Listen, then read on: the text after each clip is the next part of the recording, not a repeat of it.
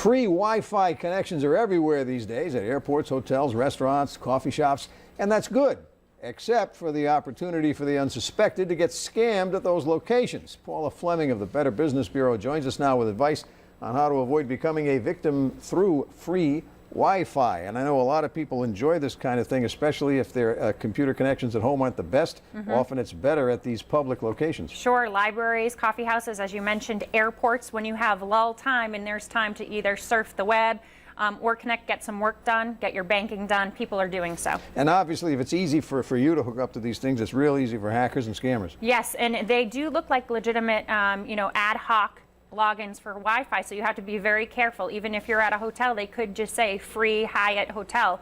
You're connecting, you think it's legitimate. Always make sure you go to the general manager in the situation or someone that has the security password and you confirm that it's a legitimate Wi-Fi. All right, that's your first bit of advice. Never connect to an unfamiliar ad hoc network. And just for clarification, define ad hoc specifically. It could be anything, right? It could be anything. It could just say free Wi-Fi. It could say, the local coffee shop's name, but free in front of it, so it looks like it's secure.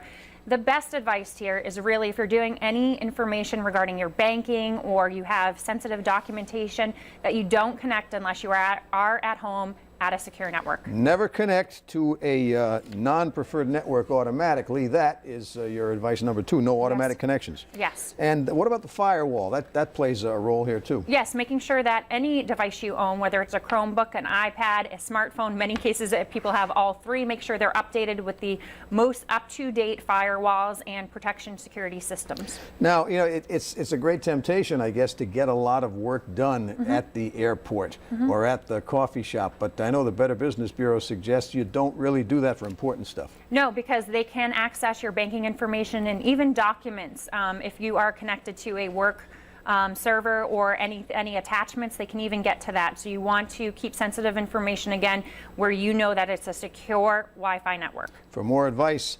BBB.org is Paula's website. And we thank you, Paula, for joining us. Thank you. And that's our Money Watchers Business Lunch for this Thursday afternoon. Now let's check the storyboard for some of the items you'll see on our newscasts later today. The 5 o'clock news this afternoon will include a report on the latest concerning the effort to add table games at Newport Grand. Charges have been dropped in a controversial rape case that made national headlines. That story will be on the 5:30 news. National Grid wants new electric and natural gas rates in Massachusetts. Hint: they're not asking for a decrease. In fact, the increase is pretty substantial. That's a report tonight on the 6 o'clock news.